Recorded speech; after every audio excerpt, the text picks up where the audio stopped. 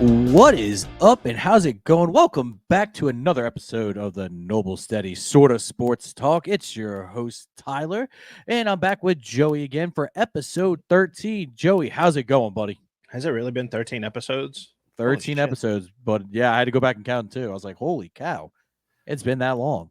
The How's lucky it going, number man? 13, man. Like, it's been a I week. mean, it's Yeah. yeah, Yeah. preaching to the choir on that one, big dog. Yeah. Preaching to the choir. But you know what? It's all good. We're here now. We're going to have a good time today. Going to have a fun recording, even though we're not going to talk about the most, I guess, joyful subjects. But, you know, we're going to have a good time. We'll have some laughs, probably a little bit off the cuff here. But let's have a good time, Joey. What you say? Let's do it. It's always good to have a good time. So we talked a little bit beforehand about what we're going to talk about. Clearly, you know, we're a professional operation here. And I think we're going to go with the Saints. We're going to keep it kind of sports related here. And unfortunately, it was not a good week for us. It was not a good week. We did end up losing 15-12 to the Philadelphia Eagles, unfortunately, Joey. It was that was painful to watch. Like, just across the board, both teams. It was just, when you think of football in 2024, I feel like that game was just like, you know, passing is not as good anymore. You know, there's more fumble, there's more turnovers. It's just not the best. It's not fluid right now. Like you could still see that offense are still trying to find their footing. I do want to circle back to the defense thing. You were kind of talking about passing being down. If you just remind me to jump back to that. Yeah. But with the Saints game, one thing I want to say, this is what I expected Saints games to be like in 2024, right? Great defense, gonna do well, at least gonna give our team a chance to win. And then the offense, I mean, depends on the week. But you know, they got me, Joey. They freaking got me again. 2 weeks in, they get my hopes up just to dash them. Now it just looks like that Bryce Young was just not that great, and Dallas is just not that great of a team this year. But we just got our hopes up for nothing. But you know, I'm not trying to you know go too far the other way. But it'll be interesting to see how we bounce back in a game where we're actually not going to have we're going to be, I guess, a little short-handed against the our rival Falcons. You know. Do you want me to read you the injury report? The one I'll tell you right now, from the official Saints website. The one that kills me is Demario Davis. That one scares ever living. So it doesn't say out. Well, no, it does say it. Okay. Yeah, he's out. Chris Olave, hamstring, questionable. Cedric Wilson, ankle, questionable. A.T. Perry, hamstring, out. Cesar Ruiz, knee, out. Alvin Kamara, hip and ribs, questionable. Demario Davis, hamstring, out. And then these are all unspecified. I'm assuming they're just on there because they have like a or they didn't practice or something. Alante Taylor, illness. Landon Young, foot. Kalen Saunders, calf. DeMarco Jackson, calf. Taysom Hill, chest. Derek Carr, groin. So it's going to be all right. So two fronts here. We're gonna look at it as a Saints, just pure team front, and look for a fantasy football front. Okay. Which one do you think we should go with first? Saints fan or fantasy football? Let's do Saints fans since we're wearing our Saints hats. I'm not exactly wearing my fantasy football shirt today. Saints fans, very concerned with Demario Davis. You know, he is the heart and soul of the defense. Really don't like the fact that he's not going to be out there, but you got to have faith that the other leaders on there can step up. But that's a big loss. It's hard to replace that leadership, that just instinctual player that you have there. You know, I mean, he's one of the best blitzing middle linebackers in the league. You know, and not all those are designed blitzes, right? He'll read the running back sitting in that he was supposed to cover. It's just hard to replace one of the best linebackers in the league, and that's the thing that concerns me the most. I think leadership-wise, the team will be fine. You know, he's not going to be on the field, but he's going to be at the game. Yeah, of course. My biggest concern is the offense. You know, Philly had our number. Philly got to the quarterback. You know, Eric McCoy going down doesn't exactly have me exuding confidence in this offensive line like I did week 2. But it feels like that linchpin, right? Right. Like it feels like that anchor. Given the week that they've had to work out, do I think that it will improve? Yes, but it still remains to be seen how it's going to go. I'm Yeah. hoping that everything will be good, but my hopes are not high. Granted, we're playing Atlanta, who in my mind is an improved team from last year, just in their results. Their games have been close, so let's see. I mean, they kind of got hosed by the refs in the Chiefs game, but I'm gonna say right now, like I said, what just scares me is just not having when you lose a top 5 guy at the position, if not top 2 at the position, it's really, really hard to replace that kind of production, right?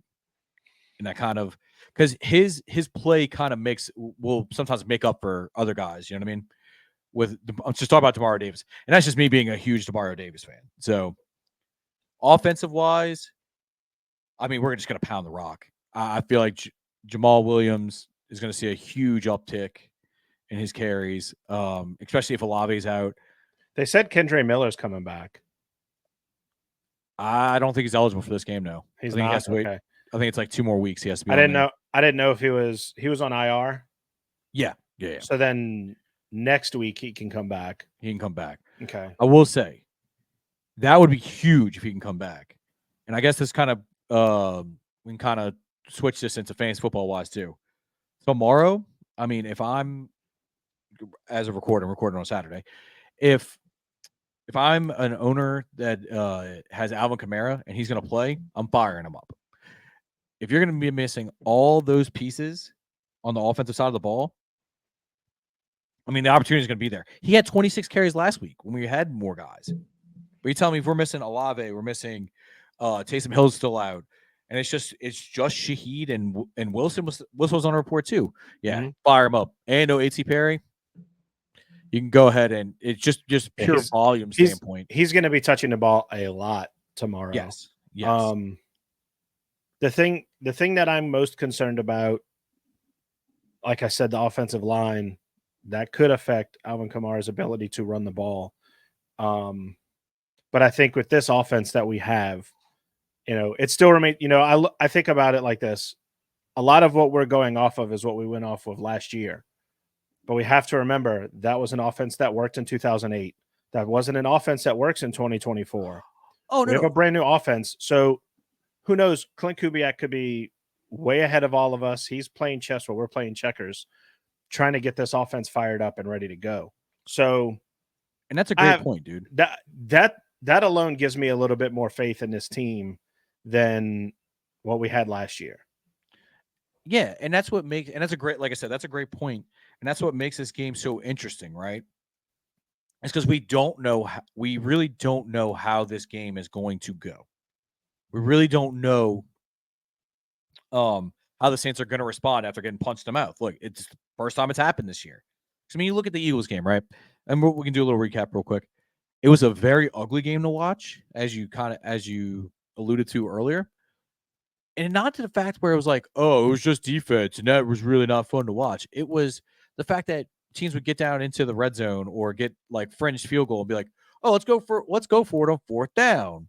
And they wouldn't get it. And it'd be the same thing on the other side. It's like, oh my God, just take the points. Like, you know what I mean? Just take the points. I like the aggressiveness of going for it. Like, you want somebody who's going to be aggressive. But like you said, be smart. Take the points. Yeah, pick your spots, man. Yeah. Like, I could have sworn that there was going to be a riot in Philadelphia if they would have lost that game because of the way he just kept going for it and going for it and going for it. It's like, dude, relax. Just take the points at this point. I will say this, though. I want to talk about, so the end of the game, there was an interception. Yep. Greg Olsen, we talked about him last week. Readjust myself because this is. He says that he can use the ground to control the ball, and it would be called a catch. When on God's green earth has a catch hit the ground in the NFL, in football. So what Doesn't that make tells sense, me, man. so what that tells me is you are, as a sport, the biggest sport in the United States. Okay. Adjusting my camera so you can Hey, look me it's in the getting eye up when I there. say this. It's getting up there in the world too. You can't Or they're trying. You can't define one of the most important aspects of your game. It's almost like it's a fake thing. It doesn't exist. What is a Okay? catch? What is a What is a catch? catch? The fact that we have to take the simplest part of the entire game and we have to define it, and it's not by any means the definition of a catch. I, for about an hour after that game, said that football is fake. It doesn't exist. We're living in a simulation. Cats and dogs living together. Like all the conspiracy theories that you can come up with. Tinfoil hats over here. Tinfoil hat, freaking UFOs, JFK assassination, like all that stuff. Like it's like that Michigan documentary on Netflix. Sign stealer. Yeah, sign stealer. Oh, he was on the sideline. He was at the JFK assassination. He was at RFK's assassination. Like he was at all these places. Like that's what it's like. That's what defining a catch is basically like going through all of the info that you have and saying like, oh, definitively this is what happened. But no, it's not. So, okay. I'm just going to play devil's advocate here on this one. Oh boy.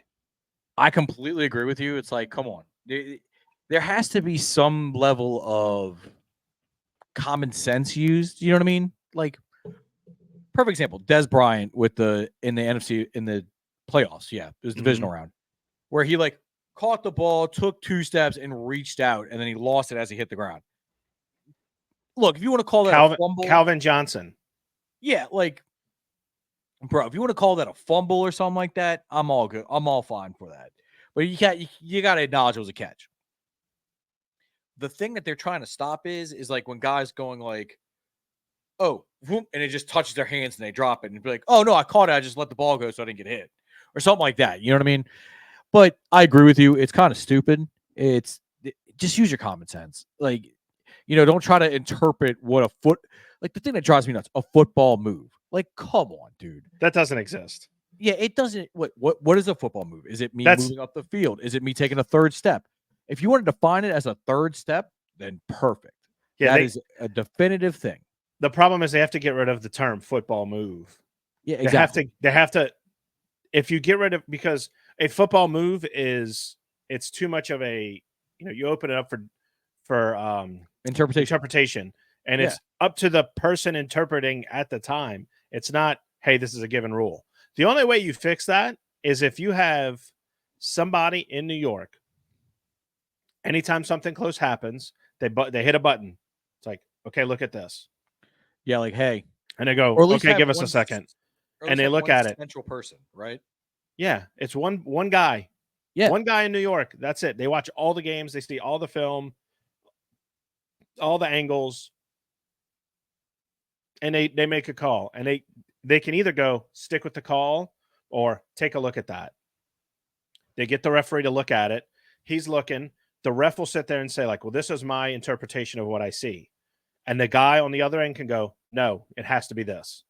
Yeah, no, this video evidence, I'm overruling you. Boom. Yeah. Right, based on video and the rules in the book, this is what you have to call. Yeah. 100% agree with that. There's nothing wrong with that. You're not taking the ref still holds an important job where he says, this is what I see. Maybe he says that, and then the guy in New York goes, okay, let me look at that. Let me take another look. Do they even look at anything? It depends on the situation, I think. No. Like when they have a challenge, what is the ref looking at? He's not going in a booth. No, they have the little camera thing. They got the little camera thing like they do in college. Yeah. Okay, so he looks at that. I've seen the video that they look at. I've seen what the screen looks like because they have it at basketball games. They showed it yesterday during the Miami Virginia Tech game. Yeah. Oh God. They showed exactly what they're seeing. Like, this is what the ref sees when he's asking for the angles and all that. Yep. Open that up. Just real quick, I'm gonna switch. I'm gonna switch subjects here, and we didn't talk about this beforehand, but talking about college, man, this UNLV quarterback thing is wild, absolutely wild. And then for those Explain who it. have been Explain. I was listening, going to say explain it because like I'm hearing bits and pieces all across the I board. got. I got two things here I'm going to say real quick. For those who are wondering, yes, we will, that are here, that are wrestling fans, yes, we are going to get to the Vince McMahon thing, documentary that was on Netflix. We both watched it, hence the background. That I promise you that is coming up. But I just thought about this, and I apologize, Joey, for dropping this on you right now. I'm good with So it. It's a big this topic in story, sports. We got to talk about it. this story is absolutely wild to me. And so those who don't know, UNLV is 3-0. Like, I mean, they're As of actually time of kind the of recording, at time of recording, they're actually kind of relevant, I'll see who they play today. If they play today. But they had a transfer quarterback from Holy Cross College that announced that he was leaving the program and utilizing his redshirt year that he hasn't used yet because certain promises that were made when he showed up that aren't being fulfilled. And you kind of hear that and you're like, whoa, what's the deal here, right? Like, what could they possibly not done or given him? So apparently they promised this kid, or through his NIL representative, or however they're phrasing it now, his fucking agent. Allegedly. Anyway. By the way, they're playing Fresno State today with a backup quarterback. Anyway. 3-1 with a backup quarterback. Yeah. So anyway, he is literally. So the story comes out that they promised him $100,000 to come transfer there, right? That was going to be, I'm assuming, paid in installments. I'm a little fuzzy on what the agreement was, whether he was supposed to get that all up front or whatever. But oh my goodness, when he shows up, they don't give him any money, right? They give him a $3,000, like, for as part of that deal. They give him a $3,000 relocation bonus, like, I guess relocation fee or whatever you want to call it, and don't pay him anything else. Like, what are these boosters in like colleges thinking? Especially these lower end ones. Like, you're essentially entering into contracts with these individuals. And good, they think we're Vegas. They think we're Vegas. This is what it is. But so what I've heard, and you tell me I'm wrong, that it wasn't, these weren't contracted out. These weren't, there's no paperwork involved. It was all handshake deals. Yes, it was handshake. It was all, hey, awesome. And he supposedly went to the coach and said, hey, I haven't been given my stuff.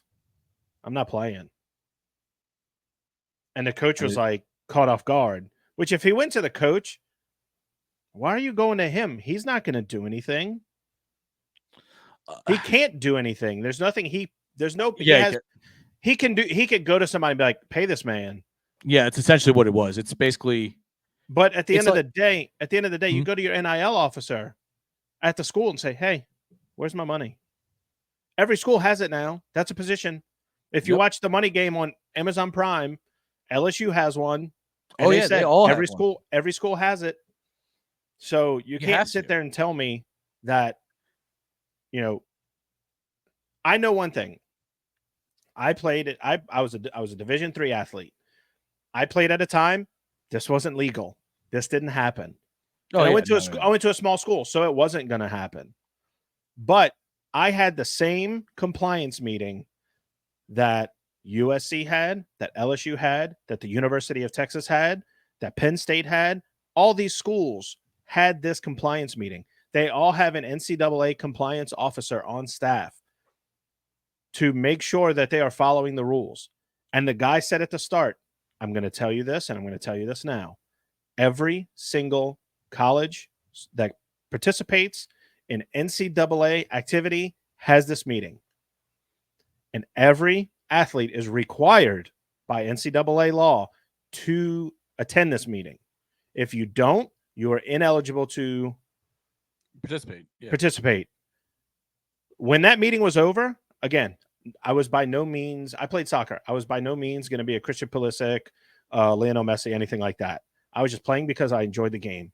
You know, don't sell yourself short. I called my mom and my dad. I said, if anybody calls you and says, hey, we want to give you this, no matter what it is, I don't care how bad you need it. Tell them no. You say no. I don't care if you're $1 away from being homeless and you really need that dollar. Be homeless.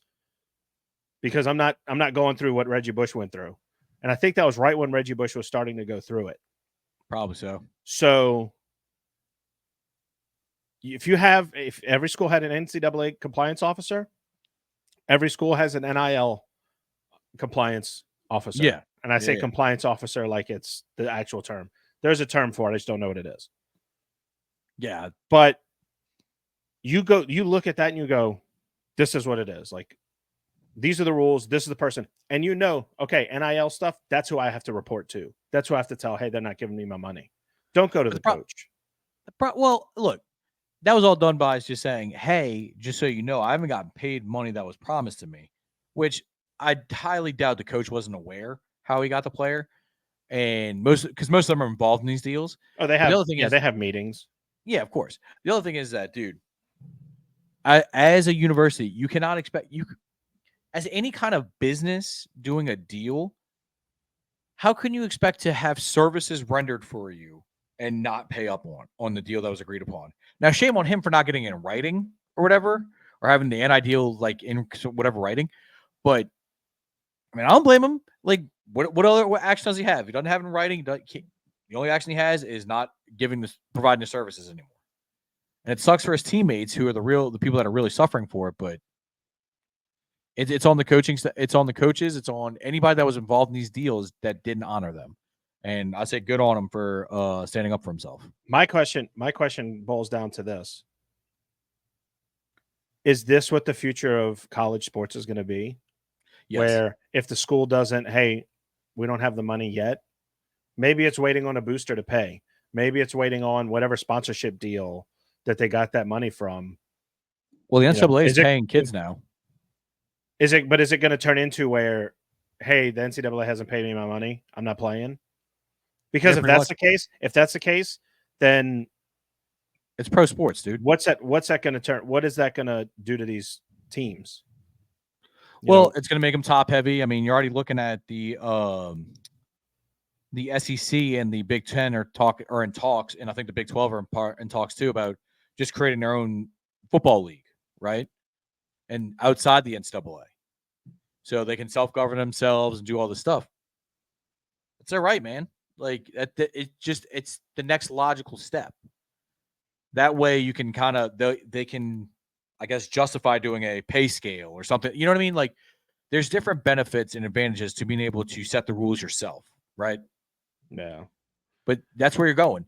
And honestly, Joey, I don't hate the fact that these guys are getting paid or this is eventually how we're going, because if you look at it in the United States, you know, most kids get the opportunity to choose. Like, hey, at 18, I can either go to work, go to trade school, go to college, go to four-year university, or go to four-year university. You know what I mean? So that's their right. And I guess if they're providing a service that they are to these universities, then pay them. Am I happy that the athletes are getting paid? Yes.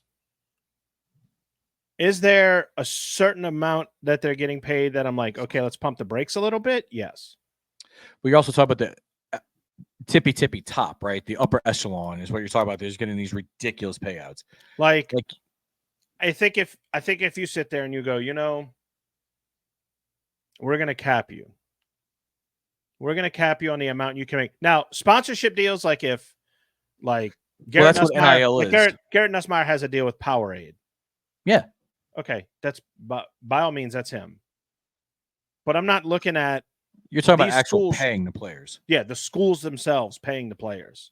Oh yeah, there's gonna be a cap there. I feel that's where it needs it. Like, if you go get a sponsorship deal because of you, by all means, you deserve what you get. Like, Shador probably got a big money deal from KFC. Good for him. Like, he's going out, he's making a name for himself. He's making that money. Now, I'm gonna let you know. What I don't want is like Colorado sitting there saying, hey, we're paying him.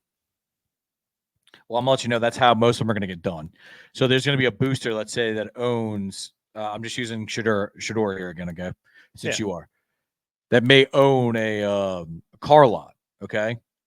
And they'll basically sign an NIL deal with Shador saying, hey, you're getting paid $100,000 a commercial to shoot 5 commercials. Mm-hmm. And he may shoot only 1 commercial, and the rest of the money comes from that booster that's just paying it through the university. You see what I'm saying? University's paying the booster to pay him. Basically, it's just Yeah, I got he's it. the Like middleman. there has to be some kind of like right now we're still technically in the wild west of NIL. You'd have to get agents and stuff involved, or you'd have to do it through like an NIL officer at the school. You have to get the school. The school has to sit there and be like, listen, or the NCAA has to sit there and go, listen, even the conferences. We have to stop this bidding war that is going on with these football players. If a sponsor wants to pay him, by all means, let the sponsor pay him through his own money. Don't let that be through the school. Yeah, I mean, I got you. Like, what's that lawyer in Baton Rouge? Oh, I know what you're saying. Yeah. Oh, He but the problem, sponsored he had an NIL deal with Jaden Daniels and with Will Campbell. Yep. Then I think he just had another one with Will. I just saw an ad. I think Will. I know Campbell Will was in it. Campbell. I'm not sure if he has. I think Nuss Myers in one. I could be wrong, but maybe like he's doing that out of his pocket. He's not sitting there going like, "Hey, look, LSU, this is what I got. Y'all pay him the rest." Yeah. Like that's where I think if the NCAA could get a stranglehold on that and maybe pump the brakes a little bit, because it should be like, listen, this is the flat rate across the board. This is how much money you should be paying your athletes. Like this is your cap, and make it just because there's too much money involved now. There's too much money involved, and that people are just gonna be like, "Well, what about talent wise? Like, why should the best quarterback, get paid the same as the second string tight end?" You know what I mean? Like, but at that point, it's like I was whenever like this debate started, like before, I was like, yeah, pay the athletes if you're using their name, if you're using them to advertise for your stuff, pay them. Yeah. And then they're like, well, what about the scale? Okay. If you play this sport, this is what you make. If you play this sport, this is what you make. If you play this sport, this is what you make. You can't make everybody happy. That's the issue. Because everyone's going to want that big payday. That's why that's like college basketball. Why do you think we're one of the like Europeans are taking over the NBA? Because they play a more complete game. It's fun to watch, though. I'll say that much. What's that? The European style basketball, like I know one thing, like the positionless basketball. I want the European style basketball where it's you don't have all these timeouts, you don't have all these TV timeouts. It's you just run it through. Joey with his rant there for the episode. It's man, like watching the Olympics. Watching the Olympics felt so weird because the last 2 minutes of the game didn't feel like 6 hours. I know. Like, I'm like, wow, where has this been all my life? Like, why can't this be a thing? Let's save that for the NBA, which is coming up in a few weeks. Yeah. So let's kind of wrap this up in a bow with the college athletes. It's a wild story with UNLV. The kid was actually really good. I'm interested to see where he goes.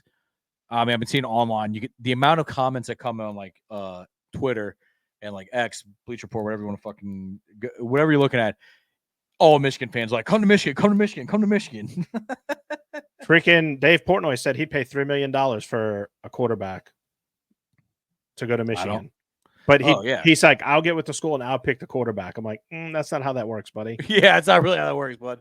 But so just to wrap it up, and kind of, you know what, Joey, let's do it.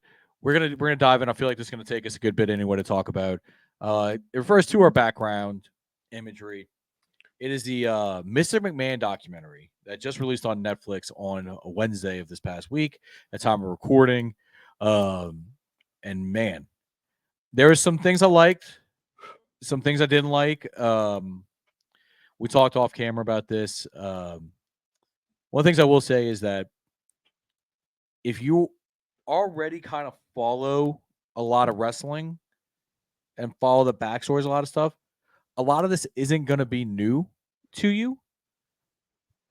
What's fascinating to me, or at least watching it, was Vince's rationalizations and thought process behind some of his answers. Just wild. and with that being said, there was some, like I said before, there was some things I really just didn't like about this documentary. But overall, I think if you're a wrestling fan, you have to give it a watch. I mean, you pretty much have to. I think if you're not a wrestling fan, give it a watch. Yeah, I mean, it's an Because interesting story piece. my wife didn't watch anything like if it was on and she was at somebody's house and they were watching it, she'd watch it growing up. But for the most part, she was just like, oh, why'd they do that? Why is this like this? Why did this? And so half of it I could kind of explain. The other half I'm just like, that's Vince McMahon. Yeah. I did kind of, I don't want to say enjoy, but hearing the explanation from Stephanie of like, oh, was that weird that you were doing all this stuff that your dad wanted you to do? And she's like, yeah, it was kind of weird, but anything for the company. And it's like, you kind of sit there and think like anything for the company. Yeah, not anything. Not but anything. Like, I did enjoy that when she, I'm sorry to cut you off, when she was just like, not everything. And I'm not going to talk about that one story. And then talk about he talked about it. And then he talks about it. I'm like, oh my goodness. Yeah. We're going to let y'all watch that to hear it come from Vince's mouth of what that was. I did like the, how they had certain aspects of it that they kind of went into detail, and Vince kind of owned up to some of it. He's like, this is what it was. So Joe, I'm gonna drop this right here. Mhm. I'm gonna get your opinion.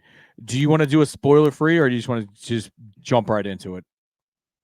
I say jump right into it. That's gonna be my vote. Let's jump right into it. I mean, all right. Everything that we're talking about is public knowledge. There's out there numerous channels. It's out there, yeah. But here's your spoiler warning. If you do not want to hear this, we thank you for listening. Halfway through an episode, who dat? We'll see you next time. Watch the documentary. Watch the documentary. Come back. Come back. You're going to be at like 30 minutes into the episode. Just hit pause right now. Go watch the documentary. It's 6 episodes. 3, 2, 1. Drop it now. The biggest. Hey, you're back. Hey, you're back. The biggest thing to me in the documentary that really set the tone was at the beginning, and they set it up.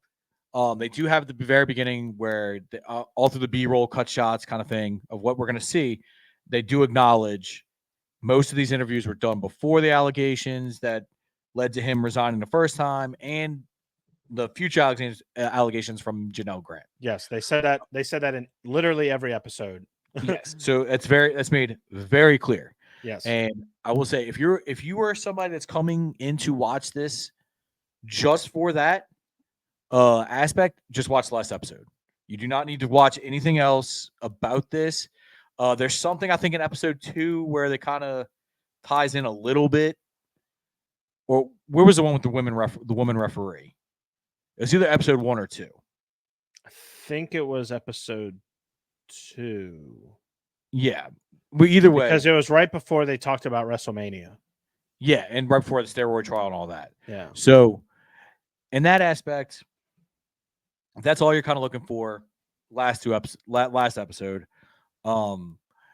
Joey, I mean, you could tell they were definitely hamstrung with time and with it still being an open investigation because there wasn't a whole lot of new information that was out there. You know what I mean? They definitely left it open to where if this Janelle Grant lawsuit, something comes of it, they left it open to where, hey, we're gonna have another episode. It was, I mean, I think honestly, this documentary was done in 2002 or not 2002, 2022. 2022. It happens a lot in 2002, but no, like it there is a lot that happens in 2002.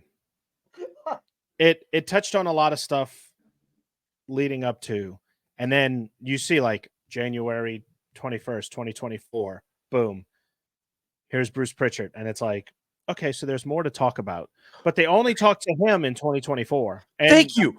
And Dave Meltzer. They only talked to those two people in 2024.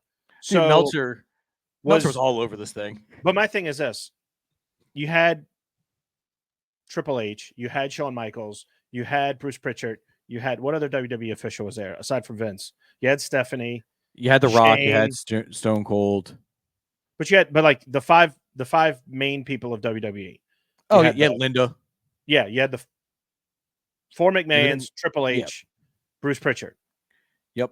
And that's I mean, it. would you throw Shawn Michaels in there now that he's an NXT guy? So you had 7. 7. Yeah. Of the 7, you had 2 come back.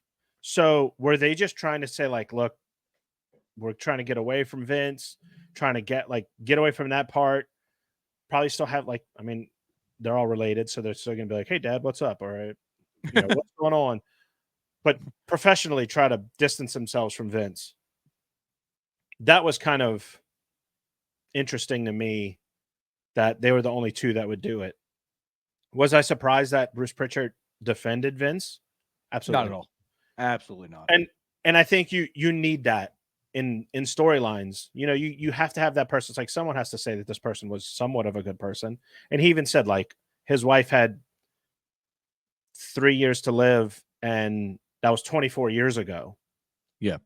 Like, it shows that even, like, some of the most flawed people on the planet, there's still some good in there to be like, okay, now I can understand why this person is defending this person. It's not just, I mean, for shits and gigs. And look, that was one of the things that I will say kind of was eye opening, was the amount of people that were saying Vince was like a father to me, right? Like, it wasn't all like, this dude sucked, this guy was horrible, he was a monster. There was a lot of people that are like, hey, I've known Vince McMahon longer than I've known my actual parents. Like, he's been a father for me. Now, granted, it was the top stars you thinking of. Like, Shawn Michaels was the one that said that. Shawn Michaels, The Undertaker, John Cena, Steve Austin, The Rock. Like, those guys said that, and clearly, there's gonna be people that have issue. But that's part of their, like, who they are today is because of Vince. Yeah. So, like, and I don't blame them for that. Yeah, you're gonna get that, like, hey, this is who I am. And the thing that I found funny too was they all said, well, is Vince McMahon like the character Mr. McMahon? And Vince was like, no, that's not me. And then you hear all the rest, like, yeah, no, that's him. They're the same. All right, so speaking of Bruce Pritchard, his answer was hilarious. He goes, yeah, every time he says he's not Mr. McMahon, that's not him, I'll look at him and go, Vince, the promo you just cut as Mr. McMahon, you've cut on me personally many times. Like, yeah. So to that, yeah, I get that, and I be honest with you, man, I don't know if Vince really knows who Vince is. I just think that he's played that character so much, and he liked, once WCW came about, he liked doing that, blurring the lines between storyline and reality. Yeah. The storyline of, oh, he got killed in the limo explosion. I remember watching that, and I remember thinking, like, as a fan, I watched that and I go, is he dead? He's not dead. No. WWE put out stuff like Vince McMahon died, blah, blah, blah. I'm like, oh my God, he actually died. Then I start, like, go throughout the week. I'm like, is he dead? And then the Chris Benoit thing happened, and there he's standing. Oh, so that was fake. Okay. Yeah.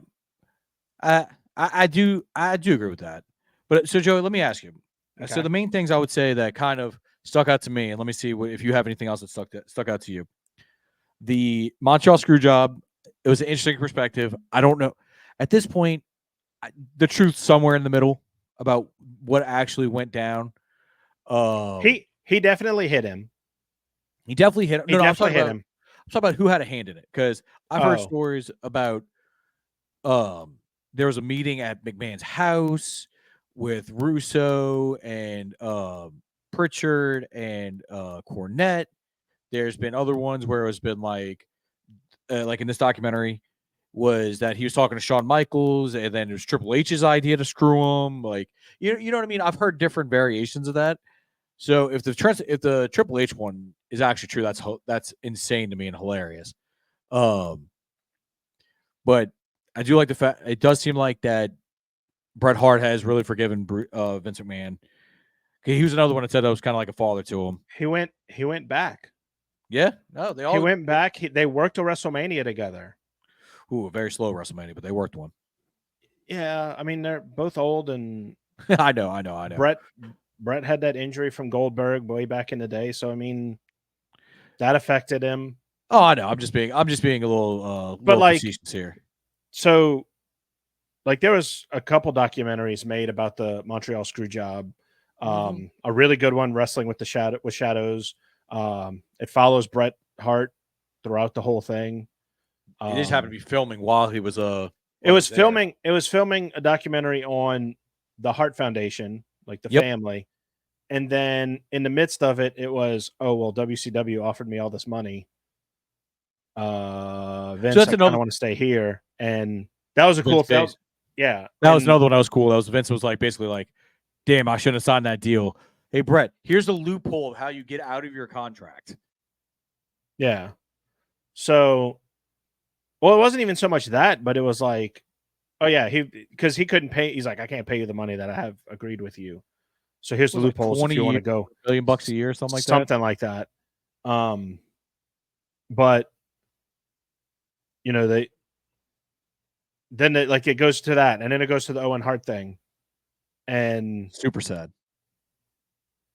it was I forgot that they had sued the manufacturer of the apparatus.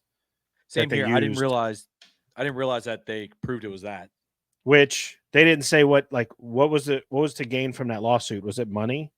It was And money. if so, Yeah. what did they A do with that reputation. money? Did they keep it? Did they say, hey, give it to Owen Hart's widow and family? Or Well, I'm sure some of the money went to that, right? Like to recoup the losses from that. These like whatever they paid Owen Hart's wife, I'm sure they were trying to get that back from the manufacturer.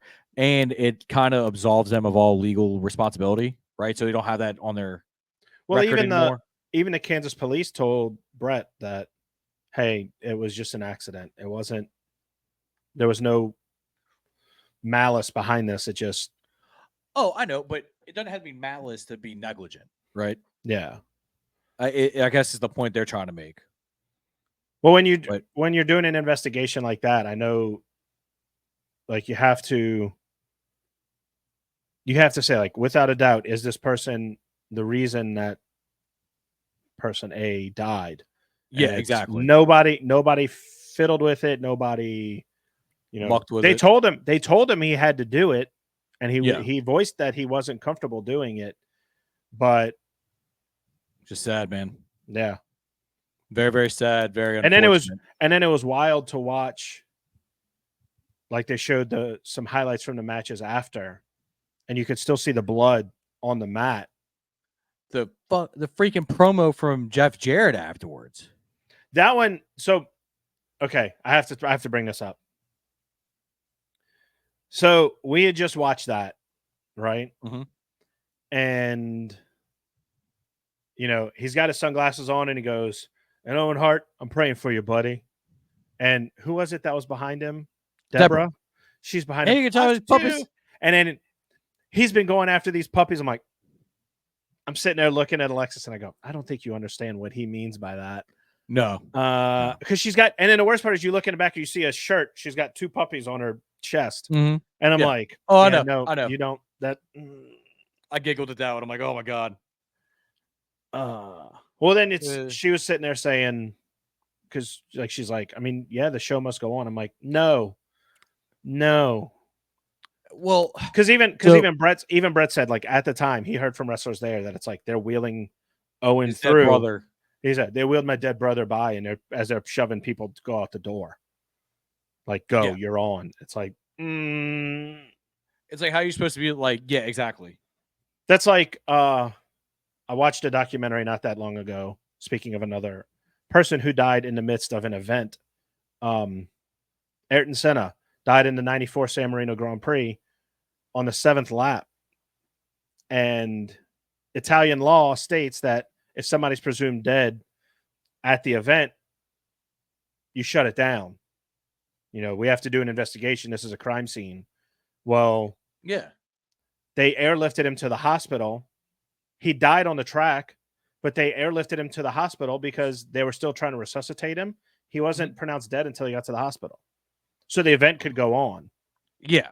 So at that point, hey, he's dead here. I'm almost thinking, like, was that the same case where it's, let's get him out of here. We still have a pulse. He's still alive. And then they get him in the ambulance on the way there. Oh, he died. I think I think this one was, unfortunately, I think they were trying to resuscitate him. I think it's one of those things where he was pretty much dead when he hit the mat. Yeah. Because I'm assuming he probably hit and probably just broke his neck. Because from what if I remember correctly, he hit the turnbuckle first, and then kind of whipped and then hit the side. Yeah. Which is the hardest part of the ring. But in all seriousness, though, I get where Vince is coming from. I also think it's not the best taste in the world to do. Hindsight being 2020, but at the time, it's like, okay, yeah, the people at home may realize what's going on, and we can refund them, but the people in the stadium don't realize that he just died. You know what I mean? I mean, they could have told the people, but they didn't. I mean, they didn't. So, those people. But what do you do in that left situation, though? No, it's true. Do you refund everybody? I'd be glad that I'm not involved in that situation. Exactly. That's what I do. Because in all honesty, if you shut it down and you get people who are going to go, oh, well, I paid so much money. It's like, okay, well, here's a refund. And then, you're not putting the business first. So then, like, it's hard to say you're in a tough spot because in my mind, common, like, humanity in me would say, like, hey, let's just stop. Like, these people we're putting out there worked with this guy and became friends with him and his family, and we got to think about them. So it's at that point, it's who do you put first? Do you put your performers first? Do you put the crowd first? Oh, look, I 100% agree with you. I'm just saying I understand where he's coming from. Yeah, is what I'm saying. I mean, so just like you can see the reasons and why he made the choice he made. Exactly. Do you necessarily agree with it? Not really, but you can see it. Yeah, I can definitely see it. Yeah. So not to spend too much time on that one. Right. I did find it fascinating how they were talking about his relationship with his father. I did not know about the special payment terms that he had with him, which is wild. I had heard something about that where it was like if he didn't pay it, basically just. I didn't know if he missed a payment or if it was, hey, if I don't have the money in time, it all goes to you and you keep it. I think it's missed a payment and that. I didn't know that Gorilla Monsoon was going to be the heir apparent. Neither did I. That one kind of shocked me as well. Which shocks me even more because of how well they were. How well they work together. Or at least how they made it look. Yeah. Right? Like they made it look good. I mean, who knows? Maybe Vince bought it and he goes like, hey, look, I know this is going to be uncomfortable for both of us. I'll make sure you're well taken care of. And you it could be something like that. Anything. You just never know. Because he was like that. He took care of the people Pat Patterson, like Gerald Briscoe, like that kind of stuff. I know what you want to talk about. I do want to talk about the. You don't want to talk about Tony Atlas. Yeah, I'll talk about Tony Atlas. Wait, can I bring that up really quick? You can. Yes, I bring this up because Tony Atlas said it. I didn't like when he would come in the locker room and grab my pecker. Lately, I've been getting a meme every day. It's like from Comedy Central. It's this little bird who just flies up to this dude and goes, "You want to see my pecker?" And it's your beak. You want to see my pecker? And he's just back and forth like, "You want to see it?" And so he goes, "Yeah, sure, why not?" And then he like undoes his wings and goes, "There it is!" And you just see this long dong just flop down. Oh my God. The whole time he's telling that story, I know it's a traumatizing event for people, and I'm not downplaying this. That's all I could think about was the bird flying up and going, "You want to see my pecker? You want to see my pecker?"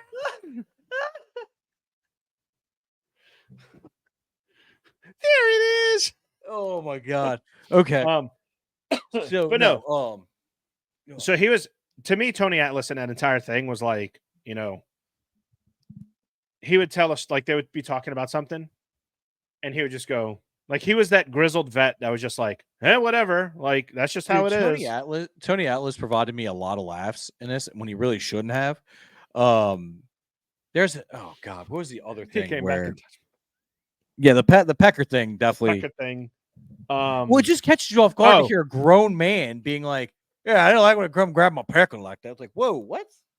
He would be like, what would they talk about? It was oh.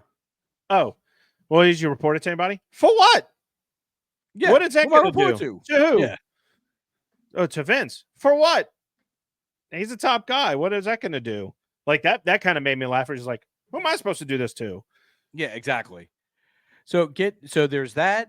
So getting back to that's the ring boy scandal as well with Pat Patterson. Yeah. And the ring announcer, I never knew about that guy being the main guy about it. Oh yeah. So that was wild to me. I didn't like they didn't really touch on like the steroid trial they covered extensively. Just trying to think what am I missing here? So all Lady the Ref. lady They ref, talked yeah, about that was that. They talked about how they did talk about the screw job of Wendy Richter though. They didn't really jump a I- lot into it though. but I did like that they talked about it because then it made it kind of I don't want to say it added depth to the fact of the Montreal screw job. It added Like a it's history to it. He's done this before. Yeah. And I think technically he's done it 3 times. Well, I mean Because he did it when they overdone it a lot. when they gave The Rock the title. Yep. That was technically that was kind of that kind of finish. You know, Montreal, and then he attempted it for Punk in Chicago. Yeah, I mean, so I'm surprised. I'm kind of surprised they didn't talk about that part. Punk in Chicago. It was all Well, story. No. Like when he left, I like think how they were treated and all that stuff. Yeah, I think with Punk's being there now. So that's that. All right. So I'm glad you said something. Mm-hmm. So with Punk being there, you notice there wasn't a lot of WWE current superstars that were in this, right? Cody was the only one. That's what I'm saying. Yeah, there weren't a lot of current superstars that are in this. So I feel like, how do I put this?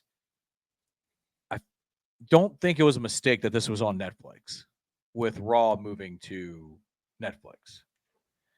I think this can be misconstrued as a hit piece against McMahon to try to distance WWE away from him, if that makes sense. I think it served 2 purposes. You kind of get what I'm saying, though.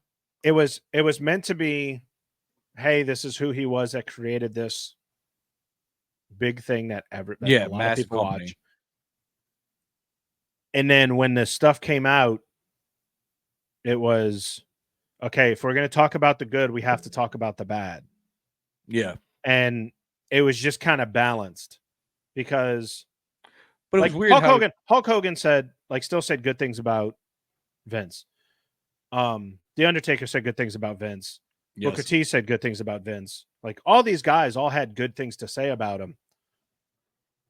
But then you talk about the bad stuff, and it's just like, look, man, like, stuff kind of happens, right? Yeah, like that's what he did. And they left it open to where it's like, hey, it's still going on. I don't want to comment on it. Like what made me kind of chuckle was, I think it was Hulk Hogan who said, when Vince is gone, it's going to tank. Like it's just going to be, and I don't think it's been healthier. No, hell no. Attitude Era. I mean, it's been probably the most popular it's been since the Attitude Era. One thing, I forgot what I was going to say. Damn it. Got distracted there for a second. Whoopsie. Oh, no. Okay, I'm back. No, the Undertaker. That's one thing I would say. There was a lot of examples of this with Vince in this documentary where it was he would say stories and you're like, wait, what? It doesn't make a lot of sense. Like the Undertaker when the streak was broken, he talks about like Mark Calloway's like, yeah, I was concussed like 5 minutes into the match and we went on for another 25 and the match wasn't that great. Vince goes, oh, I don't think Mark was concussed. I think it was just the emotional weight getting to him or of losing the streak being broken. Okay, if that's what you really thought, then why did you leave WrestleMania to go to the hospital in the middle of WrestleMania? And why to go see him did you go through the curtain? Why did you go to the curtain? Yeah, exactly. Poke your head into Gorilla and go, we need some help over here. Exactly. Like, right? I think he has this idea about concussions still. Yeah. And because, I mean, you heard, was it Chris Nowitzki is the guy's name? Was the The representative? guy, Yeah. yeah. So Nowitzki. Sorry. yeah. So my wife watches and she goes, "Who's that guy?" I said, "When you're a coach and you take a concussion recognition course, that's the guy that's talking to you about it." Yup. Because I remember taking that course and having to, Mhm. and it said, "This is his name." I'm like, "Wasn't that a wrestler?" And I look it up I and I think he go, played football too. "Huh." At least college or something like that. He Here, played I'll look it football up. somewhere. He played football somewhere. I do know that, but I know he went to Harvard. Yeah, I'm So, looking it up. and I know he got a concussion in the ring that was just like really bad, and he wasn't the same. Because I remember his name coming around. I think Oh he no, was in. sorry. I think he was in Tough Enough. I'm not 100% sure on that one, but let's see. Wrestling career. I could be wrong, but I Yeah, remember his no, name. tough enough. He wasn't tough He enough. wasn't Tough Enough. What Yeah, he was a season? finalist. 1. Yeah, 1 or 2 or something. Let's see. You First know who won season. that season? You know who won that season? Maven, I right? think. Yeah. Yeah, I because they started to say somebody else, but then I'm like, no, wait, it was Maven. No, it I was thought Maven. it was who was the guy that used to be a commentator? Shout out to Maven, by the way. Great. Like some of his YouTube videos are just fantastic. And he does a lot of podcasts. A lot of podcasts. Oh, I'm not 100% sure, dude. It's Josh Matthews. He was on that season. Oh, jeez, Josh He made Matthews. it. He made a decent run in that. Yeah, but back to McMahon. You know, overall, I do recommend anybody watching it. It's an interesting deep dive. It gives a very good look into the wrestling industry as a whole as well. Like I'm just a giant nerd junkie when it comes to the history of it as well. So it was interesting to watch it. One thing I will say is that they kind of made Cody coming back to WWE a flagpole moment. I'm like, I don't really know if that's really a big moment in history kind of thing. I'll say this about that. It when he came back, it definitely felt like a shift in I guess so. WWE. I guess Like the war kind of thing, right? Like there's when you saw him come back, it's like, oh, something's different. Because he was the yeah. staunchest, like anti WWE guy for the longest time. Yeah, of course. So it's just it's I kind of wish that they would have. I mean, I guess they're not really going to dive into it because it's about Vince McMahon. Yeah. Because I mean, they did mention it. They did say AEW came from this, and they're one of their guys, their vice president, one of their EVPs, Cody Rhodes, came back. Mhm. Came back. Yeah, exactly. So That makes sense. Okay, I'd take that back then. yeah. So I mean, if anything, they could sit there and go, oh well, this led to the start of like other promotions getting more popular. Like Yeah, TN, true. they could have dropped TNA in that. So, Well, I mean, they do have a partnership, so but like I which is said, that still overall, going? Because I haven't seen yes, I believe so. Doesn't Jordan Grace Hendry have on it. no, he just remember he lost his title shot. That's right. So, Joe, is there anything else you want to talk about with the McMahon thing before we start wrapping it up? Everybody watch it. I think it's one of the better documentaries I've seen on Netflix in a while. That's fair enough. And anything else you want to touch on before we wrap it up today, bud? We kind of flew through some stuff today. Yeah, Holy cow. I want to talk about baseball a little bit. The playoffs start next week. Yes, sir. The Yankees clinch the East. Yes, sir. Which I think they have to win one more game. I think they have to win one more game as of recording to clinch a number 1 seed in the American League. I believe so. I'll fact check that. Yeah, fact check that for me because I know they just need like one more win or 2 more wins or something and they win it. Because they just closed out against the Orioles to clinch the East. Let's see. They play Pittsburgh this weekend. That I do know. You talk about number 1 seed in the American AL, right? League, yeah. Yeah, they're 1 game up right now on the Guardians. So they have to win out. Yeah, essentially, yeah. Essentially. Or hope that Guardians lose. I think it's like if the Guardians lose today and the Yankees win today, they clinch number 1. Yeah, I believe that's how it works. So, you got the greatness with the Yankees winning, the Dodgers winning their divisions. Did I see right that the Tigers have clinched a playoff spot? I'll let you know real quick. I stay on that for a while. Yes, hold on real quick before we jump too far. Did you see that before we get jump to the standings or whatever? Did you see the story about how the 18-year-old kid suing the guy who has the Otani ball because he's claiming that he had the ball first and he ripped it out of his hands? I never saw that. Yeah, that he has filed a lawsuit in court. I'm Good like, for how him. do you prove that? Like, is there a camera angle that you had it first and you're like, oh, like, Yeah, what are we talking- how is that what's gonna come of that is my question. They offered that dude $300,000. The That's Dodgers it? right off the rip. Yeah. Oh, yeah. That's what I was saying. I was like, $300,000, bro. Like, you better add an extra zero, and Yeah, then it'd we'll be start like, talking. up my number. Yeah. But anyway, I'm sorry, Joe. I didn't mean to cut you off. Go ahead. No, No, you're good. sir. So like the Yankees and the Orioles, their battle up till, like we said, the last few games. The Tigers making it to the playoffs. Isn't it the first Yeah. time in like 20 years that they've made the playoffs? A lot of years, sir. A lot of years. Then you had, your greatest of greats to your lowest of lows. Sorry out there, Chicago White Sox fans, which as of recording, the Chicago White Sox are 53 games behind first place in their division. 39-21. 39 and 121. 121. I'm sorry. They have lost the most games. My I think brain that didn't set the know how to record. process that crappiness. I think that set the record for the most games lost at 160 in a season. Dude, did you happen to see, like, when they won a game recently that their fans still booed them as they were coming off the field? No, but I have been seeing that the Chicago White Sox Twitter has been putting results on MLB.com.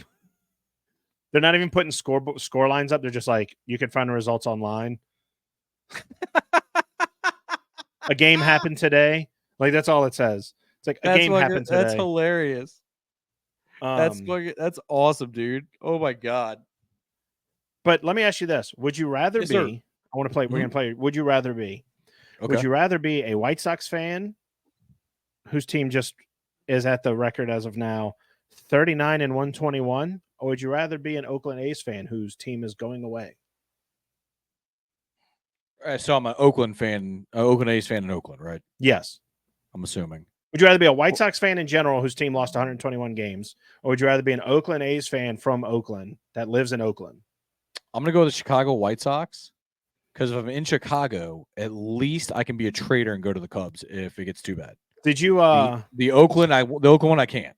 Okay. Did you no, I didn't, but I didn't specify that you had to live in Chicago. You could live anywhere. Oh, no. You can't change. You can't I said no. I said no.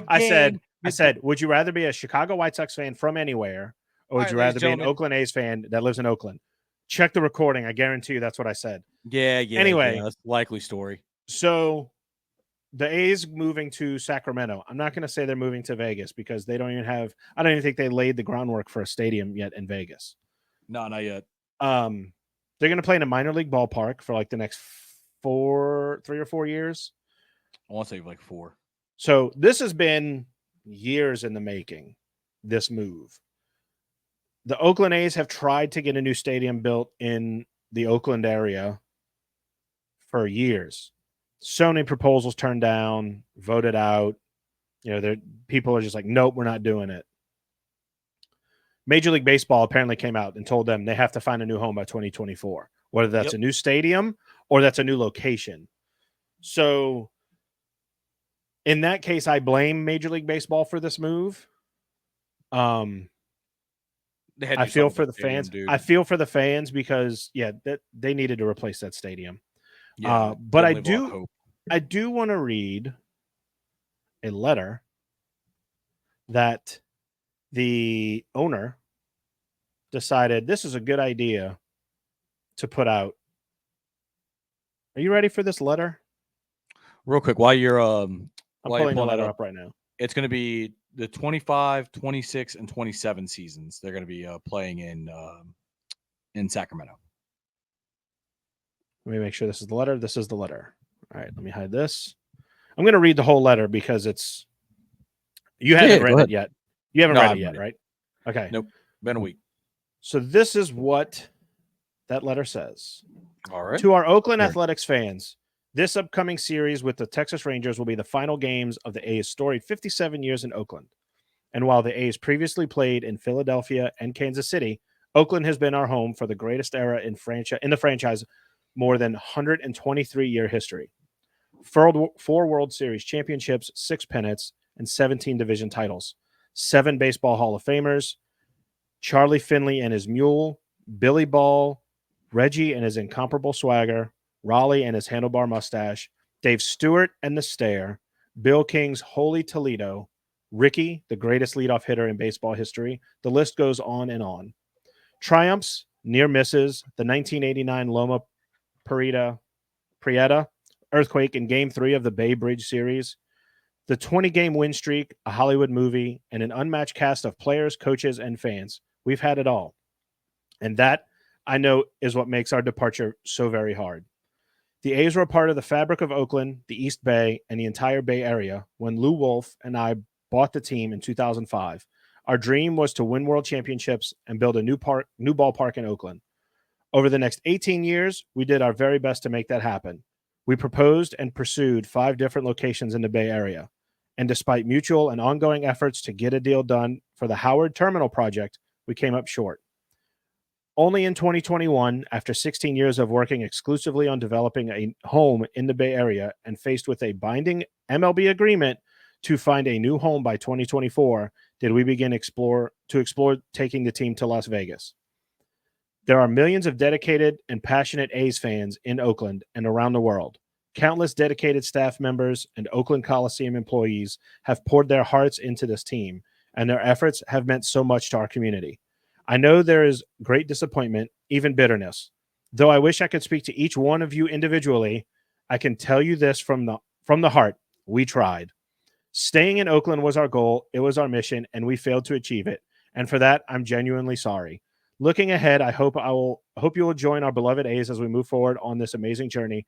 I hope I will see you again sporting the green and gold, and I hope we will make you proud. John Fisher. The part that made me laugh the hardest was when he just said, "We tried." There is so much BS in there. It reeks through the camera. Like, oh my goodness. We haven't considered we never considered Vegas beforehand. I will say they weren't looking at Vegas until they knew the Raiders worked. Well, okay, all right. I'm sorry. That's why they say not till 21 did we start. I shouldn't say Vegas. They have been threatening to relocate for the longest time now. Like were they looking at Montreal at one point? There's been a few different rumored locations. I don't want to say which ones because I'm not sure off the top of my head, and I'd have to go do some research. I know that Tampa one was Montreal. Yeah, because at one point they were going to split. Yep, and then people threw a fit, and that never happened, huh? No, it never did happen. No, okay. No. I think COVID happened, and they were like, "Yeah, no, you're not doing that." Kind of put this kibosh on that one. Yeah, but that was interesting. So how would you feel as an Oakland A's fan getting that letter or reading that somewhere, social media, wherever it was? I mean, still the same giant middle finger I'd show them beforehand. You know what I mean? Like, I don't think your feelings get any worse. You just kind of you probably get a little, your blood pressure probably gets a little higher. Reading that, you're like, oh, you know what that shows me? So, you know what that shows me? So there was an owner of the Padres that had passed away. Yeah, he was going to create a group to prevent this from happening. He died. That group never got put together. And that could, yeah. And that just shows me that there's plenty of owners and a commissioner in Major League Baseball that don't give a damn about the fan. Well, at the end of the day, it's business, man, and you got to just keep. My thing is like it shows that it doesn't matter how long your team has been there. If the league feels like, hey, we're going to go somewhere else with it, they could pick your team. The Saints could very well leave New Orleans. It doesn't matter who gets a team after Gail Benson or not. They could put in a deal. This team has to stay. That doesn't mean the team's going to be here forever. I mean, not forever. I mean, okay, forever's too much. That's ideally what a fan of their team would want their team to stay there forever. Yeah, but you don't know if the league's on. Forever's too long to even think of.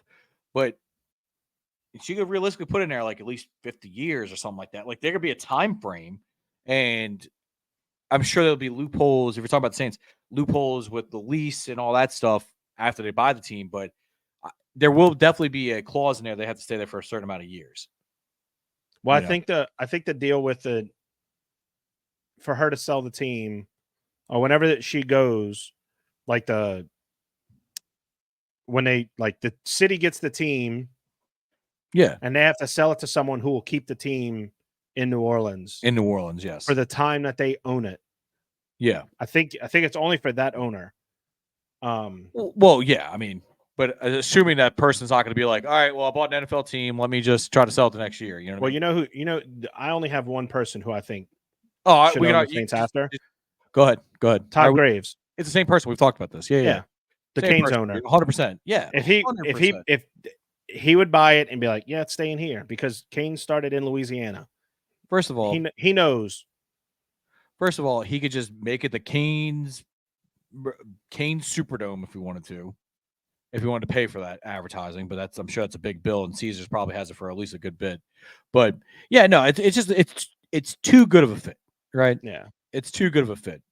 But before we get too far down the rabbit hole, of that one, is there anything else you want to cover in today's episode? We're kind of getting on our normal kind of limits. You know what I mean? I got nothing.